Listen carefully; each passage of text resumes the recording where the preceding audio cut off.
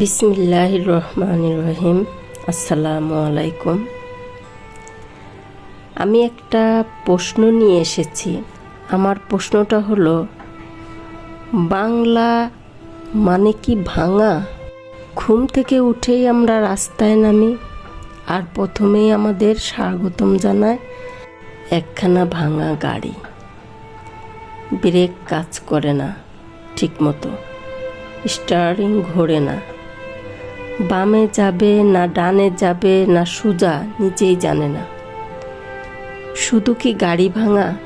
না, এই দেশই আজ ভাঙা। স্কুল কলেজ ভার্সিটিতে গেলে দেখি ভবন ভাঙা, শিক্ষক আসে না, ল্যাব অচল, বই আসে তাও দেরিতে, আর প্রশ্নপত্র ফাঁস। শিক্ষা প্রতিষ্ঠান মানে যেন একটা ভাঙা দোকান। সেখানে শিক্ষা না, সেফ সার্টিফিকেট বিক্রি হয়। এবার যাই হাসপাতালে, সেখানে গেলে দেখি ডাক্তার নেই, ওষুধ নেই, মেশিন কাজ করে না। এক্সরে করতে গেলে বলে মেশিন নষ্ট, আপনারা বাহিরে যান। রুগী মরছে আর আমরা শুধু বলি হায় রে কপাল। পুলিশ প্রশাসনের অবস্থা যদি বলি, থানায় গেলে বলে মামলা দিতে হলে প্রমাণ দাও আর একটু বকশিস। বরং ভয় পাই, উল্টো ঝামেলায় না জড়ায় পড়ি। আসেন ফায়ার সার্ভিসে, যেখানে জীবন বাঁচানোর দরকার, তাদের গাড়ি চলে না ঠিকমতো, তাদের পানির পাম্পে পানি নেই, তাদের মই উঠে না ছাদ পর্যন্ত, তাদের উদ্ধার কাজের যন্ত্র নেই, মেশিন নেই, কিছুই নেই। যেখানে আগুন লাগে সেই জায়গাটা আগেই শেষ। ফায়ার সার্ভিস আসে শুধু ধোঁয়া দেখার জন্য। আর এখন তো বাংলাদেশের আকাশও ভাঙা হয়ে গেছে। আজকে কোমলমতি ছাত্রছাত্রীরা প্রাণ হারালো।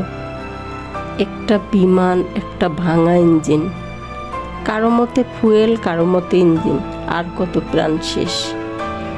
বিমান ওড়ে কিন্তু যাত্রীদের মন কাঁপ। ফুয়েল শেষ হয়, কখন জানি গিয়ার ফেল করে। যারা জীবনে প্রথমবার আকাশ দেখতে চেয়েছিল, তারা আজ কবরে ঘুমায়। আর তখনই দেখা গেল বাংলার নির্মম চেহারা।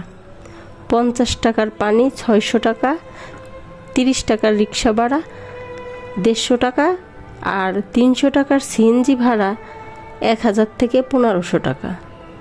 এটা কি বাংলার মানুষের মনুষ্যত্ব? বাংলা বিমান মানে ভয়, বাংলা সড়ক মানে মৃত্যু, বাংলা হাসপাতাল মানে অসহায়তা, বাংলা স্কুল মানে প্রশ্ন ফাঁস, বাংলা বিচার মানে ঘুষ, বাংলা ফায়ার সার্ভিস মানে দেরিতে আসা। তাহলে বলি, এটা কি সেই দেশ যেটা 30 লক্ষ প্রাণ দিয়ে স্বাধীন হয়েছিল?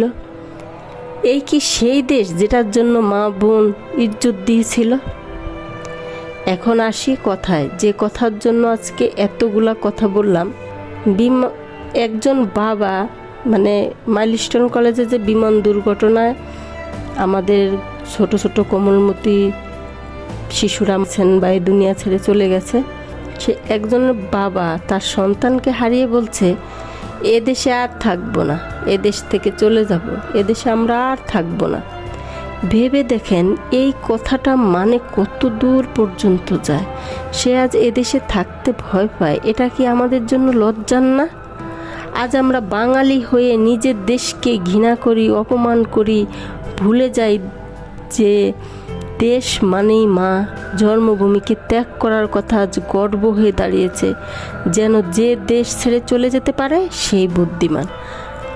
আমার মনে হয় 80 থেকে 90% মানুষই দেশ ছেড়ে চলে যেতে চায়।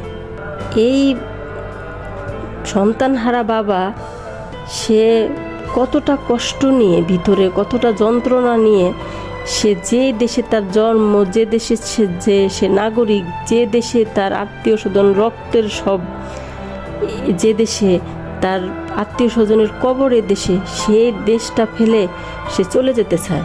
কারণ বাংলাদেশের অবস্থা এতটাই বেহাল যে এখন এখানে কেউ থাকতে চাচ্ছে না। নিজের জন্মভূমি নিয়েই আমার বলতে বাধ্য হচ্ছে, এ দেশ আর থাকা যাবে না, এ দেশ বসবাস করার যোগ্য না, অযোগ্য। তাহলে প্রশ্ন করি, এই বাংলাদেশ কি আমাদের না? এই ভাঙা অবস্থায় আর কতদিন দেখব?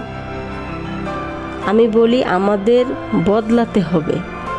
বাংলা মানে শুধু ভাঙা না, বাংলা মানে জেগে ওঠা, বাংলা মানে জয়, বাংলা মানে জীবন। আমরা এই দেশকে নিয়ে গর্ব করব, আর গর্ব করার জন্যই পরিবর্তন চাইব।